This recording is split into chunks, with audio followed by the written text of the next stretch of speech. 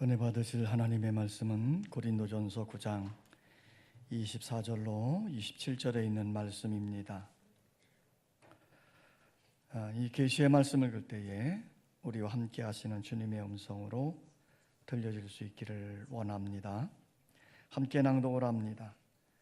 운동장에서 다름질하는 자들이 다 달릴지라도 오직 상을 받는 사람은 한 사람인 줄을 너희가 알지 못하느냐. 너희도 상을 받도록 이와 같이 다름질하라. 이 길을 다투는 자마다 모든 일에 절제하나니 그들은 썩을 승리자의 관을 얻고자 하되 우리는 썩지 아니할 것을 얻고자 하노라. 그러므로 나는 다름질하기를 향방 없는 것 같이 아니하고 싸우기를 허공을 치는 것 같이 아니하며 내가 내 몸을 저 복종하게 함은 내가 남에게 전파한 후에 자신이 도리어 버림을 당할까 두려워함이로다.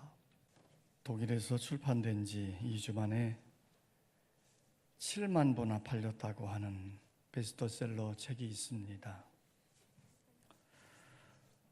우리나라에서도 번역이 되어 많은 사람들이 즐겨 읽고 감동을 받은 책이지요.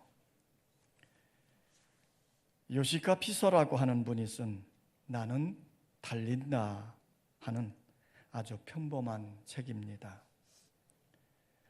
저자는 전문적인 작가가 아니라 독일의 외무장관이자 부총리를 지낸 분이십니다. 이 책은 정치평론서가 아니라 목표를 향해 달려가는 한 경기자의 인생을 묘사한 하나의 간증 고백서입니다. 그는 자신이 경험한 인생을 아주 진솔하게 고백함으로 많은 사람들에게 잔잔한 감동을 준 것이에요. 이분은 정육점 집 아들로 태어났습니다. 고등학교를 중퇴하고 삶의 밑바닥을 헤맸습니다. 방랑도 많이 하고 택시 운전까지 하였습니다. 그러다가 35세 때에 연방의회에 진출하게 됩니다. 그리고 헤센주 환경장관이 되면서 일약 정치가로 등장하게 되지요. 그는 어려서부터 스포츠를 좋아했습니다. 키 181cm의 훤칠한 키에 몸무게가 75kg에 균형 잡히고 날씬한 몸을 가졌습니다. 그러나 정치적 성공을 꿈꾸면서 열심히 뛰어다 보니까 과중한 업무에 시달리고 스트레스를 받다 보니까 먹고 마시게 된 것이에요. 그래서 그 결과 몸무게가 112kg이나 나가는 거구가 되어졌답니다. 1996년에 그의 아내는 마침내 별거를 선언하고 이혼까지 하게 된 것이에요. 이혼을 하게 된 큰 이유는 너무 뚱뚱해졌다는 이유였습니다. 이제 그는 그 사건을 계기로 해서 자신에게 중요한 결심을 하게 되었답니다. 이럴 수는 없다는 것이지요. 우선 그는 체중을 75kg으로 줄이자는 목표를 세웠습니다. 그리고 그 체중을 줄이는 목표 방법은 달리기였습니다. 이것을 하기로 결심을 한 다음에 끈기를 가지고 계속 달리기를 시작했습니다. 그렇게 해서 몸을 75kg으로 만들었답니다. 그리고 능력 있고 유력한 정치인으로 우뚝 서게 된 것이지요. 그는 이런 유명한 말을 했습니다. 내 몸 하나도 내가 조정하지 못한다면 내가 무슨 일을 하겠는가? 간단한 말 같지만 위대한 선언이 담긴 말이에요. 내 몸 하나도 내 마음대로 하지 못하는 인간이 무슨 일을 하겠다는 거냐, 이 말입니다. 사람은 자신의 정체성을 분명히 하고 삶의 목적을 바르게 가져야 하는 것이에요. 그래야 실패하지 않는 성공적인 삶을 살아갈 수 있게 되는 것이지요. 사도 바울은 자기 자신에 대한 정체성을 분명히 하고 나는 이런 사람이다 라고 고백을 했습니다. 첫째는 나는 그리스도의 사람이라는 겁니다. 바울이 죄사함을 받은 은혜를 경험하고 난 다음에 나는 그리스도에게 속한 그리스도인이다, 이런 분명한 의식을 가지고 살았던 것이에요. 둘째는 나는 그리스도의 종이다 라는 것입니다. 바울은 은혜로 구원받고 새 사람이 되고 난 다음에 자신을 그리스도의 종으로 고백한 것이에요. 그래서 일생을 빚진 자의 심정으로 복음을 전하며 충성을 다했던 것이지요.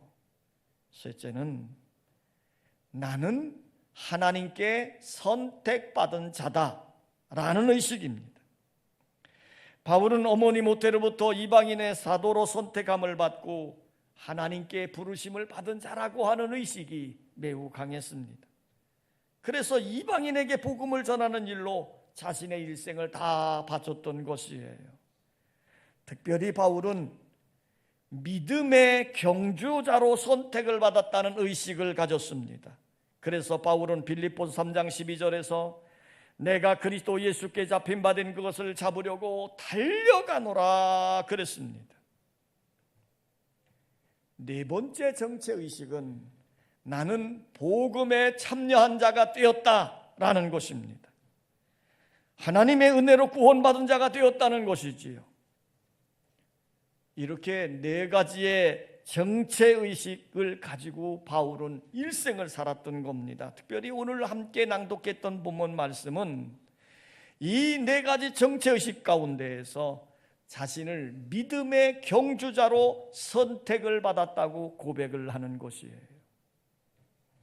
특별히 이 고린도라고 하는 도시는 올림픽 경기의 발상지인 아덴에서 39마일밖에 떨어져 있지 않다고 합니다. 39마일이면 자동차로 달려서 30분이면 있는 거리예요. 이렇듯 올림픽 발상지에서 가까운 지역이기에 고린도 시민들은 운동 경기에 꽤 익숙해져 있었습니다. 그래서 경주자라고 말을 하면 누구나 다 알아들을 수 있는 말이었습니다. 그래서 바울은 신앙생활을 경주자로 비유해서 설명을 하는 것이에요. 신앙생활하는 그리스도인은 하나의 운동 경기를 하는 경주자라는 것입니다. 운동 경기에서 이기는 자가 상을 받는 것처럼 신앙생활에서도 이기는 자가 상을 받는다는 것이에요. 그러므로 신앙생활을 잘함으로 하나님께 상 받는 성도들이 되시기를 원합니다. 그러면 상을 받는 신앙생활을 하려면 어떻게 해야 될까? 한번 따라합시다. 경주자는 목표가 분명해야 한다.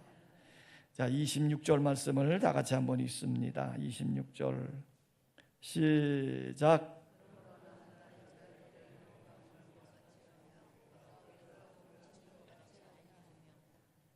지금 바울은 이렇게 말해요. 나는 다름질하기를 향방 없는 것 같이 아니하고, 이 말이에요. 지금 달려가는데 목표를 분명히 하고 달려간다, 이 말이거든. 공을 가지고 하는 운동은 모두 공을 넣어야 하는 곳이 정해져 있어요. 배구나 테니스는 상대방의 코트 안에 볼을 넣어야 됩니다. 축구나 농구는 상대편의 골대 안으로 공을 넣어야 되는 것이에요. 만약 축구 선수가 자기네 골문에다가 볼을 팍 차 넣는다고 하면, 농구 선수가 자기 측 바구니에다가 볼을 딱 넣는다고 하면 그 경기는 반드시 지고 마는 것이에요. 그러므로 달릴 때 달려가야 하는 목적지가 분명해야 되고 골을 넣는 골문이 분명해야 되는 것이에요. 마찬가지로 우리가 우리 인생이 살아가는 삶에서도 삶의 목표나 목적이 분명해야 되는 것이에요. 수많은 사람들이 바쁘게 이리 뛰고 저리 뛰고 하며 살아가지만 목적 없이 살아가는 사람들이 너무나 많이 있다는 것입니다. 그러나 우리 성도들은 분명한 삶의 목적과 목표의식을 가지고 살아야 되는 것이에요. 히브리 기자는 이렇게 말씀합니다. 믿음의 주요 또 온전하게 하신 이인 예수를 바라보자. 우리 성도의 분명한 목적은 예수 그리스도이십니다. 그러므로 분명한 표대인 예수 그리스도를 바라보며 예수 그리스도를 향하여 힘있게 달려가야 되는 것이에요.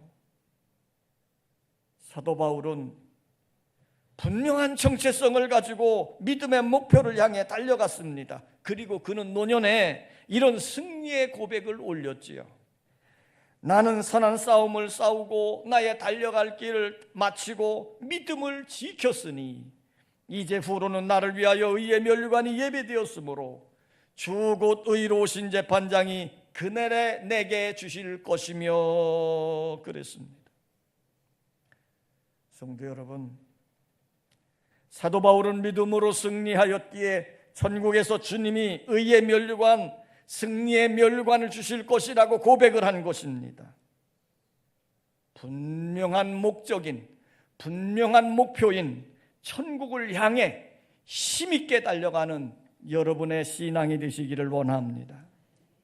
따라서 합시다. 경주자는 훈련을 잘 받아야 한다.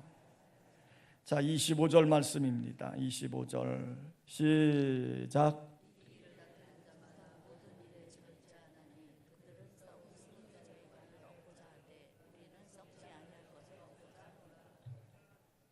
지금 바울은 이렇게 말하는 거예요. 이기기를 다투는 자마다 모든 일에 절제하나니 그랬습니다. 운동선수들이 자유분방한 삶을 절제하고 훈련을 잘 받아야 경기장에 나가서 이길 수 있고 상을 받는 자가 될 수 있는 것이에요. 아무리 환경이 좋고 조건이 좋아도 그것 때문에 승리하거나 그것 때문에 성공하는 것이 아닙니다. 오히려 환경이나 조건이 열악하기 때문에 더 절제하고 훈련을 많이 함으로 성공하여 상을 받는 경우, 성공하여 승리하는 경우들이 더 많이 있는 것이에요. 1996년 4월 16일 미국의 보스턴에서 세계적 마라톤 대회가 열렸습니다. 특별히 그날은 보스턴 마라톤 대회 100주년을 기념하는 경기로 열린 것이에요. 전 세계에서 선발된 3만 8천 명의 선수들이 참가하는 최고의 마라톤 대회였습니다. 그런데 놀라운 것은 아프리카 케냐 선수들이 7명이나 10위 안에 입상을 했다는 것이에요. 승리의 월계관은 그 당시 31세였던 모제스 타누이가 차지를 했습니다. 케냐는 자기 나라 선수들로 연속 6년 동안이나 이 마라톤 대회에서 우승을 했던 것이지요. 케냐가 어떤 나라입니까? 국민소득 500달러 미만의 세계에서 가장 가난한 나라 중 하나입니다. 그런데 케냐는 지형상 해발 2,500m의 고원지대에 자리 잡고 있는 나라라 합니다. 가난하기 때문에 고지방 칼로리를 섭취하지 못하니 살이 찔 수가 없지요. 거기다가 고원지대이다 보니 산소가 부족하므로 산소를 많이 섭취하려고 하면 폐활량이 커져야 되는 것이에요. 그러니 이 케냐 사람들은요, 군살 한 점 없이 쭉 뻗은 몸매에 폐활량까지 크기 때문에 마라톤으로서는 최고의 조건을 갖추고 있다는 것입니다. 전화가 없으니 달리고 뛰어가서 소식을 전해야 되고, 자동차가 없으니 매일 수십 킬로미터를 달려야 했습니다. 이런 악조건이 자연스럽게 훈련하게 만들어서 세계적 마라토너들이 많이 생겨지게 되어졌더라는 것이에요. 여러분, 이런 악조건 속에서 훈련하여 성공한 것은 육상계뿐만 아닙니다. 세계적 지휘자 토스카니니는 악보를 제대로 볼 수 없을 만큼 눈이 나빴다는 것이에요. 그는 원래 바이올린 연주자였는데 악보를 볼 수 없기 때문에 그 연주곡 전체를 다 암기를 했다는 겁니다. 왜냐하면 그 곡을 알아야 바이올린이 들어갈 자리에 틀리지 않고 협연을 할 수 있기 때문이에요. 어느 날 오케스트라 지휘자가 일이 생겨서 공연에 오지를 못한 겁니다. 큰일 났지. 그때에 그 오케스트라를 연주할 임시 지휘자를 선택해야 되는데 누가 뽑혔겠습니까? 모든 연주곡을 암기하고 있는 토스카니니가 대신 지휘를 하게 됐다는 것이에요. 결국 멋지게 지휘를 했겠지요.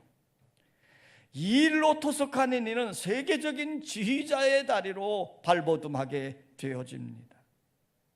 평소에 열심히 연습하고 준비한 것이 지휘자가 되게 한 것이었어요. 마찬가지입니다. 우리의 삶이나 신앙에서 승리하려면 영적 훈련을 잘 받아야 됩니다. 성공자가 되려면 최선을 다하여 절제하며 훈련을 받아야 한다, 이 말이에요. 그래서 25절에 이기기를 다투는 자마다 모든 일에 절제하나니 그랬고, 27절에도 보면 내가 내 몸을 저 복종하게 함은 그랬습니다. 사도 바울은 믿음에서 승리하기 위하여 육에 대한 성품, 육에 대한 본능을 쳐서 복종시키는 삶을 살았다는 것이에요. 사도 바울 당시에 고린도에는 2년마다 지금의 올림픽 같은 운동 경기가 열렸다고 합니다. 그때가 되면 선수들이 열광을 하는 거지요. 그런데 운동 경기에 참가하는 선수들은 적어도 10개월 이상을 극기하고 절제하고 연습하고 훈련을 거듭한 다음에 그 경기에 참여했다는 것입니다. 바울은 지금 이것을 연상하면서 세상의 썩을 면류관을 얻기 위해서도 이처럼 극기하고 절제를 하는데, 하물며 영적인 싸움, 신앙에서 승리를 거두기 위해서는 반드시 절제하고 훈련하는 삶을 살아야 됨을 강조하고 있는 것이에요. 그러므로 우리가 신앙생활에서 상 받는 자가 되려면, 신앙생활에서 승리하는 자가 되려면 절제하고 훈련을 잘 해야 됩니다. 믿음에서 승리하려면 어떤 것을 절제해야 될까요? 첫째는 욕심의 절제가 있어야 합니다. 아담과 하와는 에덴 동산에서 먹을 것을 절제하지 못함으로 선악과를 따먹음으로 에덴 동산에서 쫓겨나게 되고 평생토록 고생하다가 죽은 것이에요. 성경은 이렇게 얘기합니다. 욕심이 잉태한 즉 죄를 낳고 죄가 장성한 즉 사망을 낳느니라. 욕심의 절제가 있어야 성공할 수 있습니다. 둘째는 말의 절제가 있어야 합니다. 말은 자신의 삶을 움직이는 힘이 있습니다. 그래서 야고보 기자는 혀는 배의 키와 같다 그랬습니다.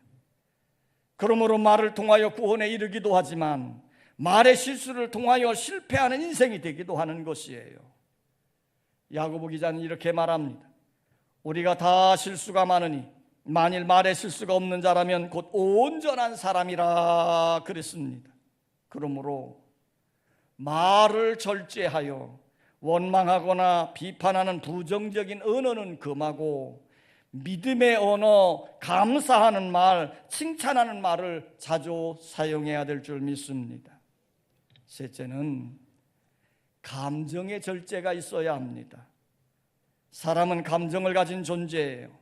분노나 미움, 다툼이나 혈기가 일어날 때가 있습니다. 이것을 참고 견디기가 참 어렵지요. 그래도 믿음의 대열에서 승리하려면 이러한 감정을 잘 참고 견디어야 합니다. 네 번째는 물질에 대한 절제가 있어야 합니다. 물질은 욕심을 갖게 하여 탐심으로 이끄는 것이에요. 그러나 모든 것은 하나님의 것인데 하나님이 나에게 맡겨주셨다는 청지기적 사고를 가짐으로 잘 관리해야 될 줄 믿습니다. 물질에 대한 탐심으로 물질에 매여 살지 말고 청지기 정신을 가지고 잘 관리하는 자가 되어줘야 합니다.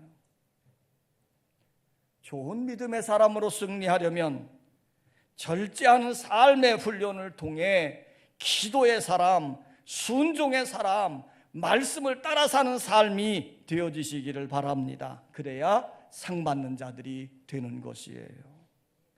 따라서 합시다. 경주자는 승리를 확신해야 한다.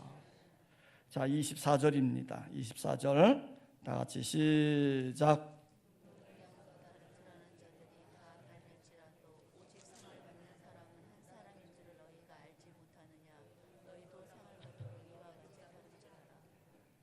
자, 지금 바울은 이렇게 말씀하는 거예요. 다름질하는 자들이 다 달릴지라도 오직 상을 받는 사람은 한 사람인 줄 너희가 알지 못하느냐? 그러면서 말합니다. 너희도 상을 받도록 이와 같이 다름질하라 그랬어요. 그러니까 경기하는 자는 반드시 승리한다는 확신을 가지고 있어야 돼요.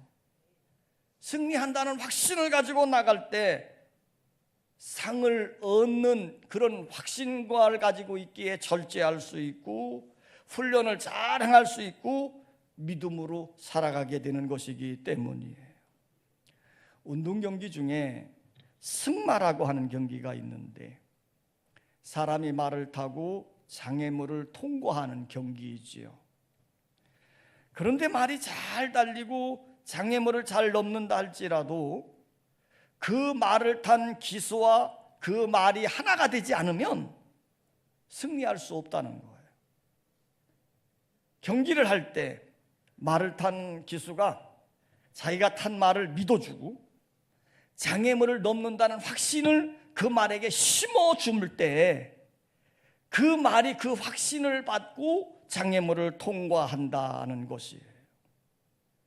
평소에 아무리 잘 달리고 장애물을 넘는 명마라 할지라도 말을 탄 기수의 확신이 말에게 전달되지 않으면 그 말은 장애물 앞에서 피하여 다른 데로 넘어간다는 것이에요. 그러므로 이 승마라는 경기에 있어서 중요한 것은 말을 탄 기수의 확신이 말에게 심어지게 되어지고 그 말이 자기가 탄 기수가 자기가 넘는다는 확신을 가지고 있는 것이 느껴지는 순간에 그 장애물을 힘있게 뛰어넘는다는 것이에요. 이처럼 예수 믿는 사람도 믿음을 가지고 주님 앞에 영광된 상급이 주어진다는 확신을 가지고 나가야 돼요. 부정적이고 소극적인 열등의식을 가지고 방황하는 것이 아니라 믿음대로 된다고 하는 확신을 가지고 적극적인 믿음의 삶을 살아갈 때에 승리하는 자가 되어지는 줄 믿습니다. 성도 여러분, 운동 경기를 한 후에 승리하는 것, 상을 받는 것 참 귀한 일입니다. 그러나 이보다 더 귀한 것은 장차 우리가 주님의 백보자 심판대 앞에 섰을 때 그 주님께로 받을 상이 더 귀하고 소중함을 여러분들은 기억할 수 있기를 원합니다. 누가 이 상을 받을 수 있을까요? 믿음의 목표가 분명한 사람이 받습니다. 절제하며 믿음의 훈련을 잘 받은 사람이 받는 것이에요. 승리하고 확신하고 믿음으로 산 사람들이 받는 것입니다.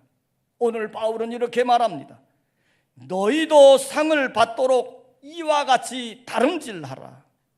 승리의 면류관, 영광의 면류관을 바라보며 믿음으로 힘있게 달려가는 여러분의 신앙이 되시기를 주의 이름으로 축원합니다. 아버지 하나님, 우리를 부르시고 선택하셔서 하나님의 자녀 삼아주심을 감사드립니다. 내가 하나님의 자녀가 되어졌으니 이것이 은혜고 하나님의 축복입니다. 그런데 하나님은 우리를 믿음의 경기의 경주자들로 세우셨습니다. 그러므로 이 믿음의 경기에서 승리하는 자가 되고 상받는 자가 되어지기를 위해서 힘있게 달려가게 하여 주시옵소서. 오늘 사도 바울은 이렇게 고백합니다. 자신은 이 믿음의 경주에서 부름받은 자들이기에 그래서 그는 선한 싸움을 다 싸우고 믿음을 향해 힘있게 달려가서 최후의 순간에 주님께로부터 승리의 면류관을 받게 되리라고 고백을 했습니다. 아버지 하나님, 우리에게도 이런 소망 있게 하여 주셔서 어떠한 상황에도 주저앉지 않게 하시고 끝까지 믿음 위에 견고하게 서서 힘있게 달려가는 성도의 삶이 되게 하여 주시옵소서.